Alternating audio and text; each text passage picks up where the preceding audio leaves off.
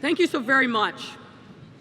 As I stand as your mayor, humble and hopeful, honored to be the 56th mayor of this great city. We are a proud city with a proud history. In this moment, I can't help but look at all of you and think about what lies ahead and what we can be together. I'm looking ahead to a city of safe streets and strong schools for every child, regardless of neighborhood or zip code. A city where people want to grow old and not flee. A city of sanctuary against fear, where no one must hide in the shadows. A city that is affordable for families and seniors and where every job pays a living wage. A city of fairness and hope and prosperity for many, not just for the few. A city that holds equity and inclusion as our guiding principles. Chicago is not where my story began, but from the moment that I arrived in Hyde Park to attend law school and begin my career, this is the city where I belonged. It's where I met the love of my life, my wife Amy. It's where our daughter Vivian was born, and she's growing up to be into the kind, curious, and spirited young woman that I always knew she would be. For me, this city has given me such opportunity. It's been a city of hope. As I stand here today, I can't help but think about where I came from. And I know in my heart that a story like mine of a kid growing up in a working class family, growing up to realize the dreams of my father and my mother, through education, hard work, and sheer determination, needs to be the story of possibility in every neighborhood.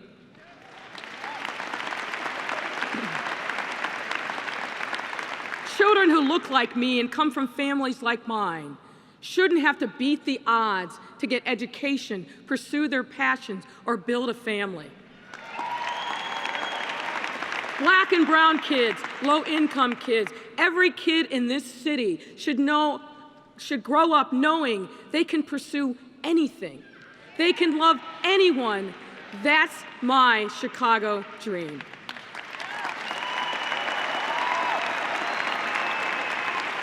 And I know we're just a little bit closer to that dream as I stand here today, inaugurated as Chicago's first Black woman mayor and first openly gay mayor.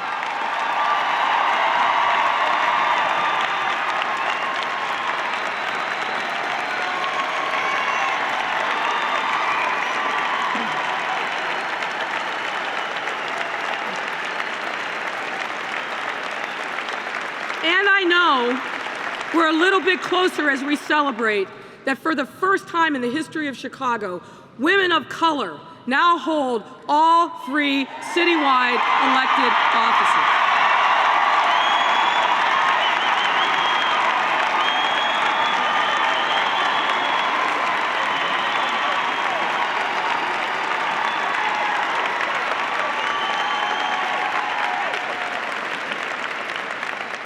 I congratulate you, City Clerk Anna Valencia and City Treasurer Melissa Conyers-Irvin on your inaugurations, your victories, and on all you've done to overcome to reach this historic moment. I also congratulate the aldermen of the Chicago City Council, in particular, the 12 aldermen who are taking their seats for the first time. Let's give them a round of applause.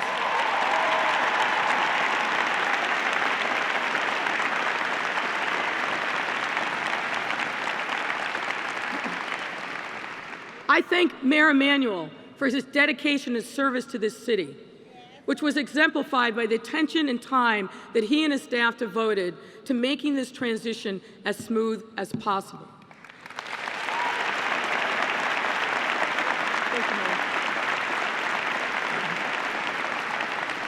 And I also commend Amy Rule for her contributions to the city.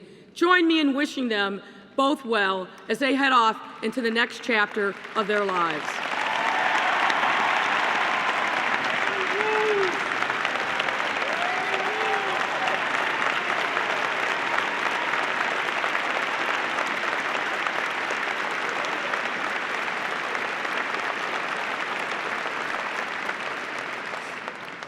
also want to acknowledge and thank the other leaders here today. Governor J.B. Pritzker, Lieutenant Governor Juliana Stratton, Senator Dick Durbin, Senator Tammy Duckworth, and our Illinois congressional delegation, Cook County Board President Tony Preckwinkle, representatives from our state legislature, and every other elected official here today. Thank you for your continued service. Most importantly, though, I want to thank the people of Chicago who had the courage to put their faith in a newcomer and the optimism to join this moment. We stand today at a time of great hope and possibility. I can't help but feel the spirit of the great late Mayor Harold Washington here with us this morning.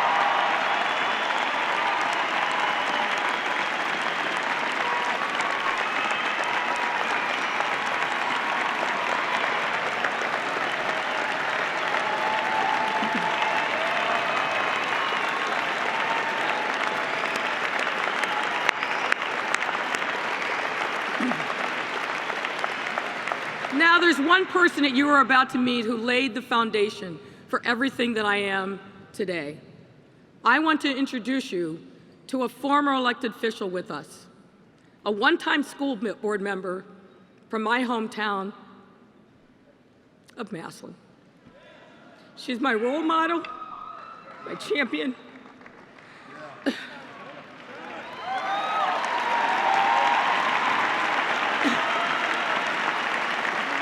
A woman on whose dreams and high expectations propelled me through life, my mother, Lori Lightfoot.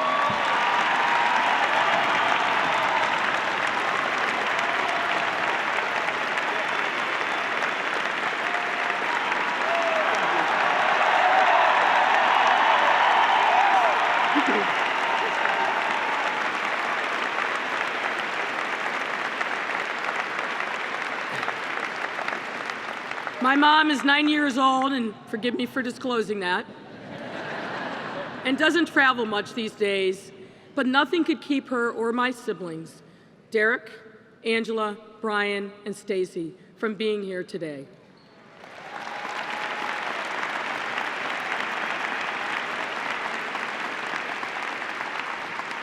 My mother and my late father, Elijah, gave us the best they could in the town that we grew up in, even when they had almost nothing else to give. As parents, they led by example. They instilled in me a clear set of values: loyalty to family, friends, and community, and the importance of hard work, education, and integrity. And Mom, most importantly, you and Dad told me that I could be anything that I wanted to be. That I could not be held back by my race, gender, or family financial status. That I should hold my head up high and not let anyone else dictate my destiny or my future. That no goal was out of reach, that no victory was too unlikely to pursue. I feel my father's presence here today. My gratitude to you both has no limit. Just like when I was a little girl, I'm working hard to make you proud, to honor your sacrifice, to live by the values you instilled in me, to make sure that families like ours don't have to struggle like we did. I look out today and I see a proud city with a proud history. Here in Chicago, right here, our people invented the skyscraper and the Ferris wheel. Here, our people invented our own Chicago blues. Our people. Generations of industrious, hardworking people who built one of the greatest cities ever to grace God's earth.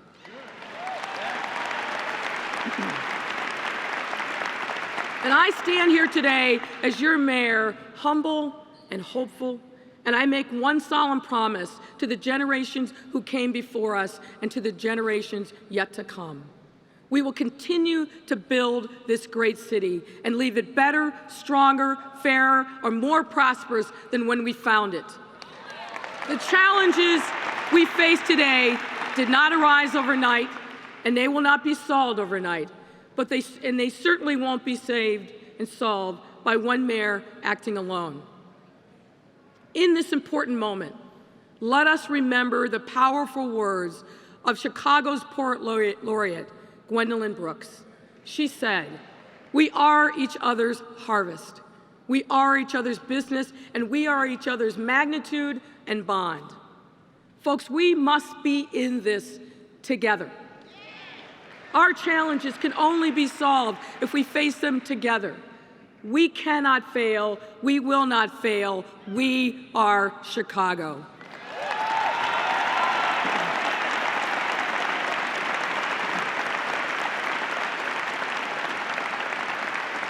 I also remember so many people I met in this city who can't be here today, who will never see the inside of a room like this. The big guy who came to hear me speak and then followed me outside on a cold, blustery day on the southeast side and pleaded, "Lori, just bring us jobs. Just bring us jobs. We want to work." The teenagers that I met on the south side, kicked out of their homes and left on the streets at night in the bitter cold with no food or shelter just because they were gay or trans. The father on the west side who told me he was scared to death every time his 3 daughters left the house. Those girls are his whole world, and he's worried somebody's going to gun them down. The countless number of people whose daily fear is that ICE would come for them as they took their kids to school, stood as day laborers, or just walked in their neighborhoods. We should never forget that these are the people who put us here. We are each other's business, and standing up for them is our business, our only business.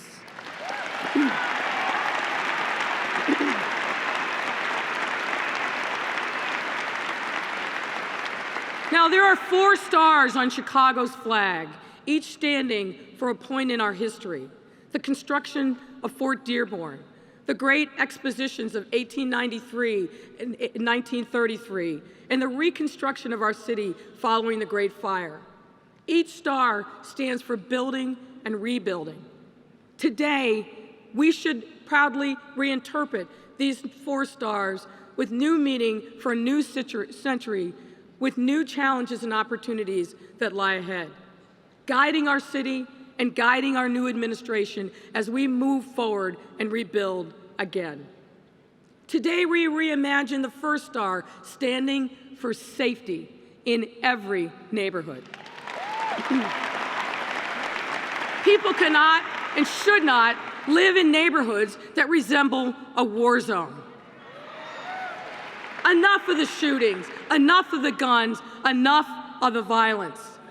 Let's unite in our response to the biggest challenge we face, the epidemic of gun violence that devastates families, shatters communities, buries dreams, and holds children hostage in their homes for fear. It inflicts lifelong trauma that spreads through our communities like a virus. When we hear of a random bullet cutting a life short, people across the city from all ages and walks of life begin to wonder if Chicago is a place where they can continue to live and raise their children. Some have already answered the question by moving away, particularly from the hardest hit communities. The mass exodus that we have seen, particularly in the Black community, saps the vitality of our great city. We must reverse the exodus by creating the reality of safety in every neighborhood. Public safety must not be a commodity that is only available to the wealthy.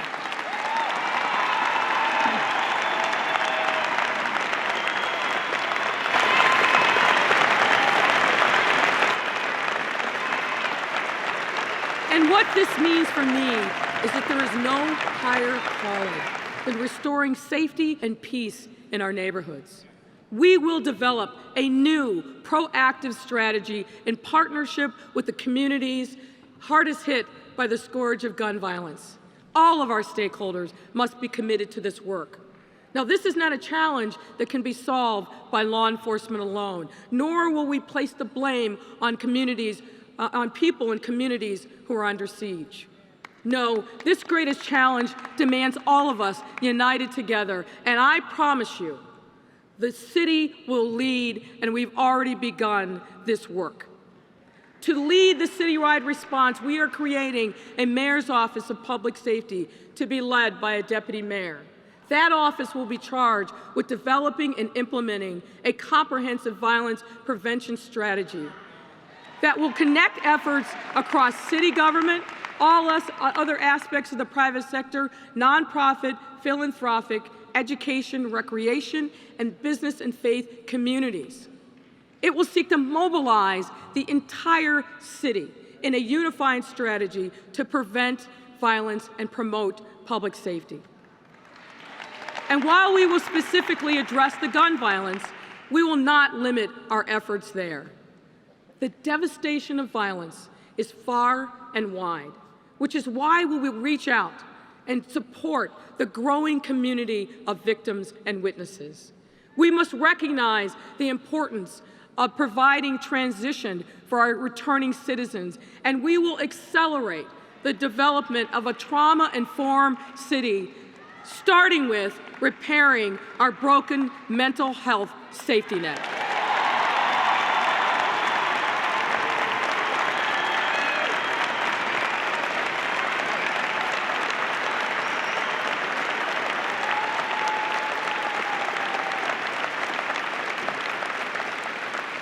We will also continue the hard but essential work of forging partnerships between the police officers and the communities, premised upon mutual respect, accountability, and a recognition that the destinies of police and community are inextricably combined. One cannot concede without the other. And to all of our brave first responders, we will not leave you behind either. You deserve our respect, and not only that, but our commitment to train you better, provide you the best quality supervision and wellness support to address the trauma that you face every day. These are essential pieces of police reform and accountability. We are each other's business, we are each other's neighbors, and together we will work tirelessly to bring peace to this city.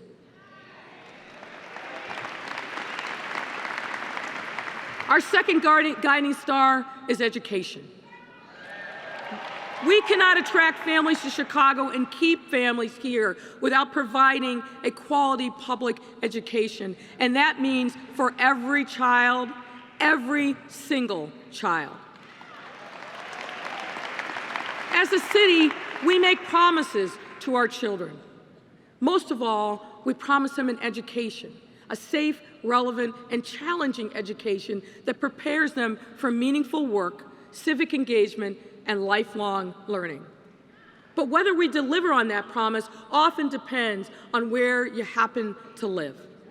It's time to give every child and young person a good education to prove them through our schools that we believe in them, that we support them no matter who they are or where they live.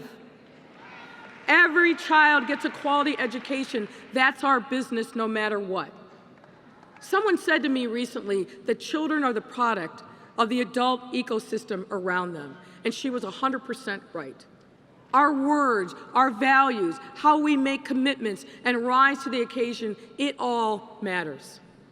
We're shaping the future leaders of our city, and when we put equity first in our education system, when we make a good on the promise that every kid matters, it will instill within our children the values we seek to foster as an entire city.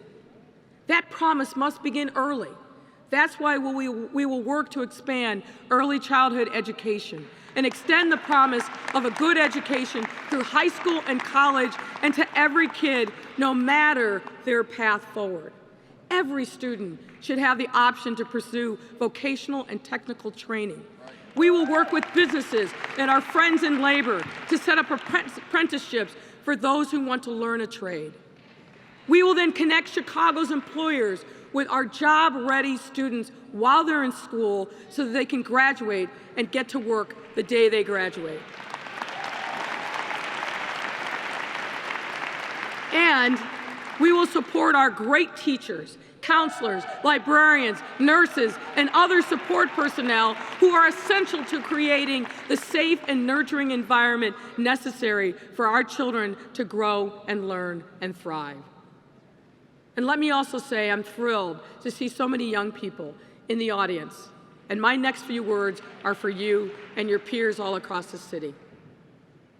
You have the most at stake in the city's future. Just as the city's future most depends on you. We need your energy, your creativity, intelligence, and dedication. There's hard work ahead of us, but we will do that work because we believe in you and in the vast, still untapped potential of this great city. Our goal is simple. Starting in schools, will we create a citywide workforce as a pipeline for the jobs of today and tomorrow that will be the envy of the world. We are each other's business, and we must meet our educational challenges together. The third of our guiding stars is stability. To be true to the notion of stability, we must get our fiscal house in order. Over many, many years, Chicago dug itself into a giant financial hole. We have outsized structural deficit, a persistent and growing pension debt, and other costs that threaten our financial stability. We are spending a significant percentage of every dollar just to service our pension debt. And that alone means that money that should be sent elsewhere is being sent to banks and bond firms instead of being sent to rebuild our neighborhoods, reduce our property taxes, and revitalize our transportation system. We must tackle this problem head on. My team has already been doing the necessary work of measuring the size and depth of our fiscal challenges, as well as a range of possible solutions. Once that analysis is complete, we will lay out a plan to put Chicago on the path to solvency. No doubt, some hard choices will have to be made, and none of this is going to be easy. But we will do the hard work with transparency, integrity, and a determination to put our pensions on a path of true solvency and make our government work more efficiently without balancing our budgets on the backs of working class and poor families in Chicago.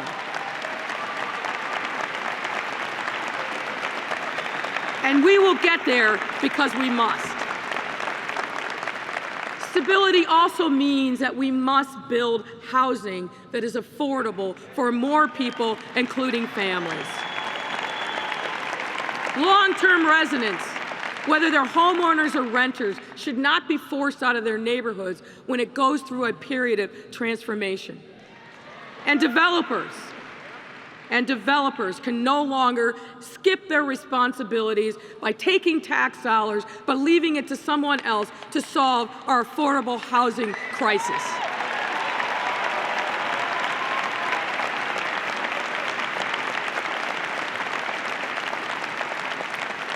Here, too, our city must lead. We must cut the red tape and obstacles and instead promote the building of new units and have flexibilities in our building code so that innovative housing forms can come online. We must also have a plan for expanding home ownership and converting vacant lots and abandoned buildings into new, vibrant communities.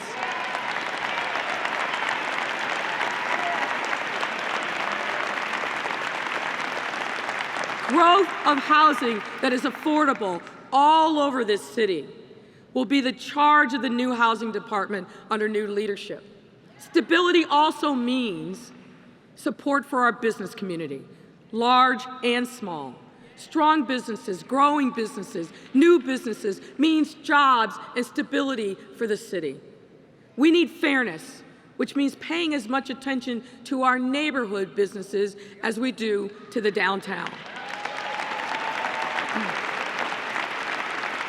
Our neighborhoods have been neglected for too long.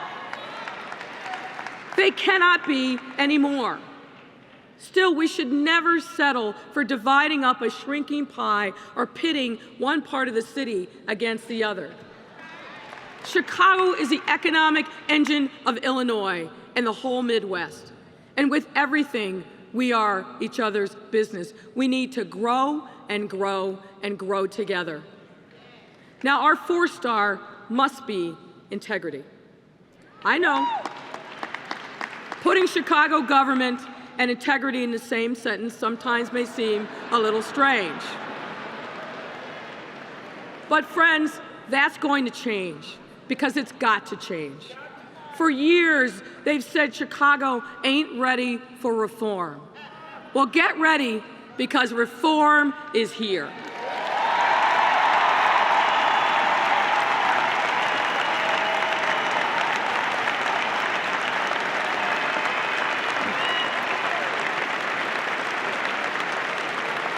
I campaigned on change, you voted for change, and I plan to deliver change to our government.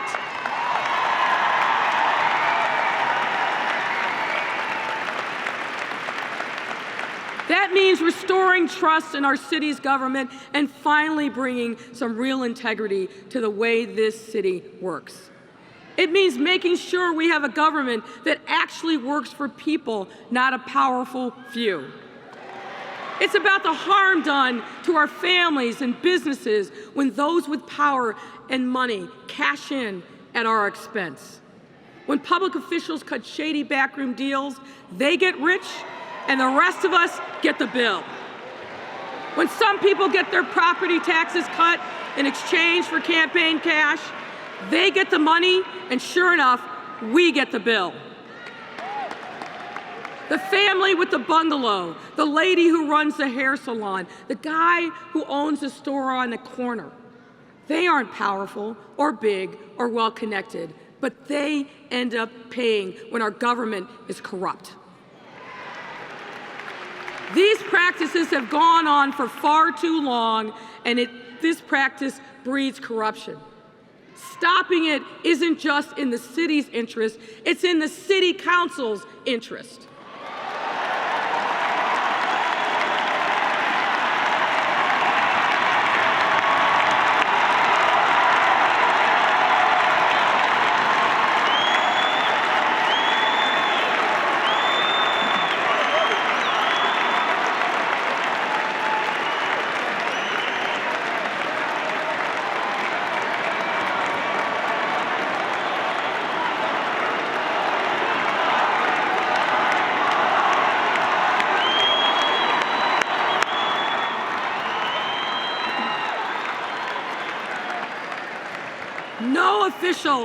No official in the city of Chicago, elected or appointed, should ever profit from his office. Never, ever.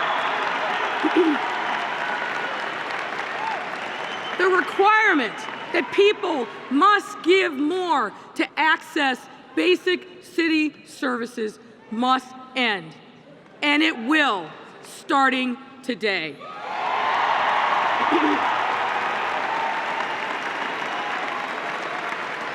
Later this afternoon, I will sign an executive order to end the worst abuses of the so-called aldermanic privilege.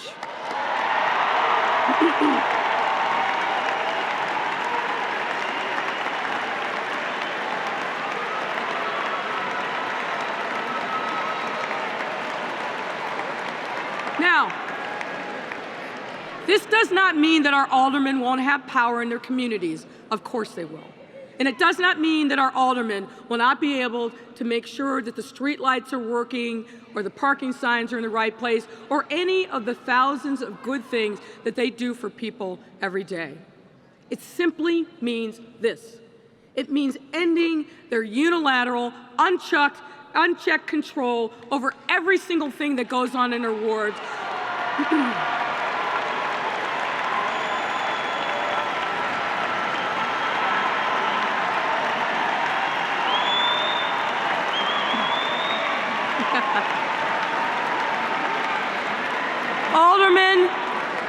Aldermen will have a voice, but not a veto. It's the time for a new era of trust between the people of Chicago and the government that serves them. When our poet said, "We are each other's bonds," this is exactly what she meant. Now, as I stand here today, Georgia is also on my mind, as is Alabama and every other state that is enacting laws intended to deprive women of their rights. We must stand with women all across our country who fear for their basic rights and feel powerless in the face of hateful legislation designed to control our bodies and our choices. We cannot go back, not in Chicago, not in our nation. We will join together and we will fight.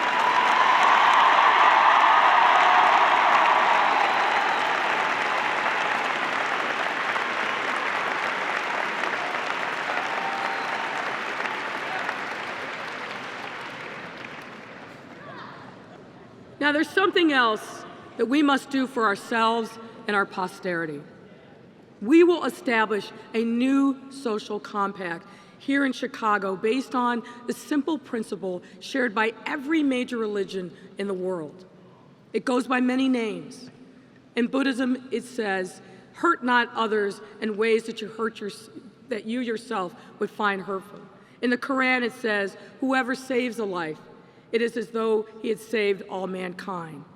It's in the Torah and in the New Testament, and it's called the Great Commandment. Love thy neighbor as thyself.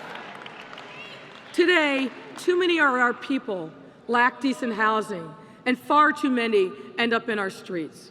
Today, too many of our people feel isolated and alone.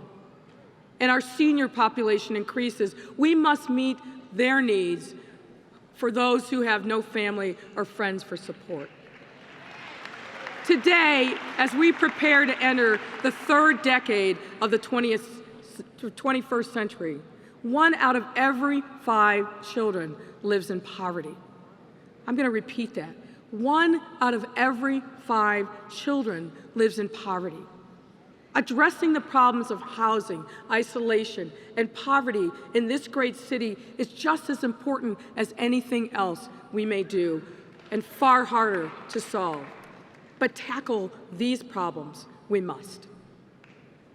I heard a century-old hymn in church the other day, a song that I know from my youth of so many Sundays, sitting in church, listening to the working class people in my congregation who toiled in factories, in kitchens, or outside, and came to church for a respite from their very hard days. We sang this song, "Pass me not, O gentle Savior. Hear my humble cry. While on others thou art calling, do not pass me by."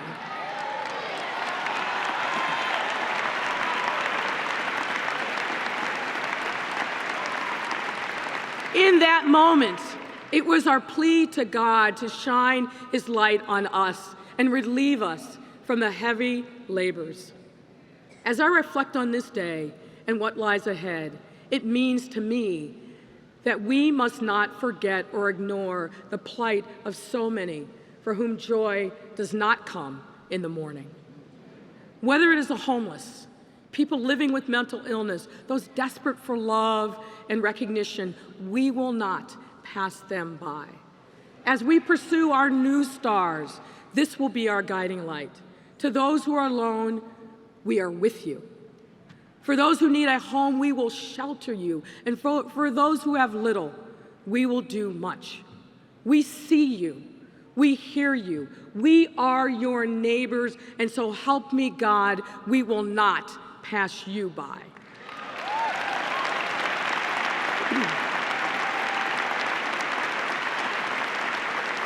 I stand before you representing tens of thousands of people all over this city who daily contribute their time, their talent, their resources in the cause of making a difference, not just today, but if we are bold, our collective efforts will resonate for years to come. Our people, friends and neighbors, known and unknown, at the block level, in our places of worship, in community organizations, and just individuals who want to make a difference have stepped up and contributed mightily to what is the greatness of this city. I will have the privilege of leading, but clearly a single leader cannot heal all that ails us. A single leader cannot by herself conquer all the challenges that will be present on this day and every day forward. We all have to be part of the solution. We must make the sacrifices necessary to identify problems and to forge solutions. And my friends, we must not merely rely upon the politicians, the preachers, the police, the teachers, the activists to show us the way. We can no longer continue to concede our control of our destiny to someone else. Each of us needs to ask, what can I do? What contributions can I make? You may not be the richest, you may not be the smartest, or even the most able. But ask yourself, are you ready to serve because your city surely needs you? What has been the most humbling and amazing part of this journey is the tremendous hope and optimism that I'm feeling from people all over this city. My friends, it is this message of hope and possibility that should get us up in the morning, start us on our way, and bring us together with the excitement and the promise born of harnessing our collective energies to move forward. Our challenges are great, there's no mistaking that. But if we follow our 4 stars, safety, education, stability, and integrity, we can once again become a city that families want to move to, not run away from. No matter who you are, no matter where you live, no matter your circumstance in life, Chicago is now on a mission to join hands with you, to share power with you, and to give you the reason to believe that we can all pull in the same direction to make Chicago better together. And if we follow the great commandment together as neighbors, our great city will shine. God bless you, and God bless this great city of Chicago. Thank you.